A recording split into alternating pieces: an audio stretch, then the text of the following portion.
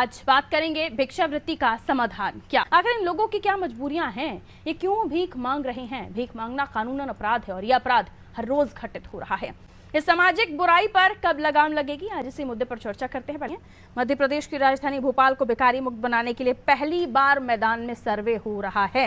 इनमें एक प्रोफाइल इनकी बनाई जाएगी और इसके लिए एसडीएम, तहसीलदार, सामाजिक न्याय विभाग मिलकर पूरा सर्वे करेगा, फिर इनके पुनर्वास का काम किया जाएगा।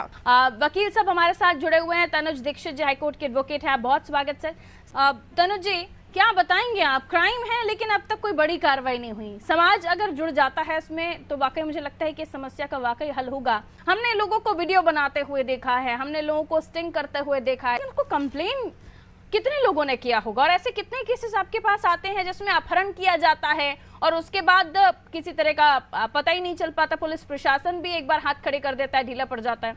तनुज जी, अपहरण के तो कई सारे मामले आते हैं और हम आए दिन मीडिया के माध्यम से भी देखते हैं। साथ साथ कई मामले कोर्ट में कोर्ट में पहुंचते हैं। कई मामलों में पुलिस को कुछ हाथ नहीं लगता है। तो बेशक ये बात सही है, लेकिन यहाँ जो मुद्दा है भिक्षावृत्ति का, वाकई में गंभीर मुद्दा है भिक्षावृत्ति। और इसके लिए देखिए, सन 1959 भिक्षावृत्ति रोकथाम अधिनियम कानून बनाया गया था। इसके अंतर्गत भी सजाओं के अलग अलग विभिन्न प्रावधान इसके अंदर थे। Abolition for begging rehabilitation for beggars 2018 में भी कानून इसके ऊपर बना है। तो सन 2021 में सरकार ने एक स्माइल योजना, support for marginalised for livelihood and enterprises, ये एक योजना है जिसका पायलट प्रोजेक्ट में सरकार ने शुरुआत में देश के 7 महत्वपूर्ण शहर, जिसमें एक इंदौर शहर भी है, ऐसे प्रोजेक्ट जिसके अंदर इन्हें पुनर्वास की योजना भिक्षावृत्ति वालों के लिए रखी है। सरकार का एक महत्वपूर्ण पहल है।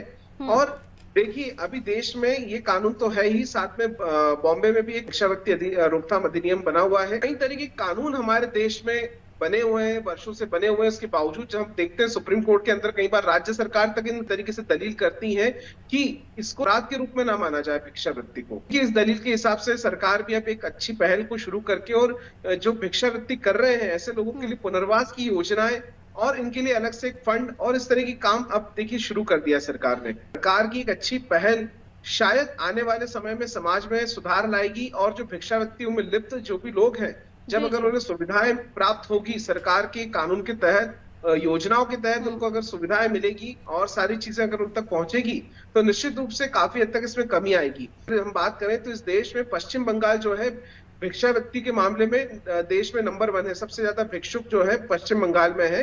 उसी क्रम में अगर देखें तो दूसरे नंबर पे उत्तर प्रदेश और फिर बिहार आता है।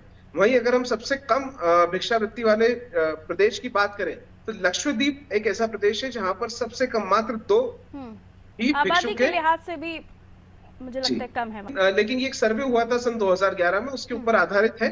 और निश्चित रूप से मुझे लगता है सरकार की ये सर्वे और ये योजनाएं और ये जो कानून है, ये सब मिलके, साथ ही साथ समाज की जो संस्थाएं हैं, समाज सेवी हैं, कई एनजीओज हैं, ये सब मिलके अगर एक अच्छा काम करेंगे, क्रम में अच्छा काम करेंगे, तो निश्चित रूप से भिक्षावृत्ति में भी बहुत हद तक कमी पाई जाएगी। आप कुछ को पुनर्वास करेंगे, दूसरी जगह शिफ्ट करेंगे, एक दूसरा गैंग तैयार हो जाएगा, इसका क्या कीजिएगा सर? देखिए पारुल जी, क्या है, कई जगह पे हम देखते हैं कि ये गैंग के रूप में कार्यरत होता है, या कहीं पर कुछ लोग अपनी मर्जी से भी इस कार्य में लिप्त होते हैं। मेरा कहना है कि कमी लाने के लिए, जैसे पुनर्वास का गठन, मैंने खुद ने भी एक पुनर्वास के उद्घाटन में गया था, मैं इंदौर में पिछले दिनों एक मंत्री के द्वारा यहाँ पर हुआ था, तो उसमें मैंने यही देखा कि नहीं, जो लोग वहां पर है वो स्थायी रूप से जब से आए हैं तब से रह रहे हैं और दूसरे उनको कार्य दिए जा रहे हैं, उनके द्वारा हैंडमेड कुछ चीजें बनवाई जा रही हैं, उनका बाजार में उनको बेचा जाता है। तो देखिए, सरकार की योजनाओं के तहत जो भी पुनर्वास केंद्र में आ रहा है, अभी तक मुझे नहीं लगता कि वो दोबारा कहीं जाएगा।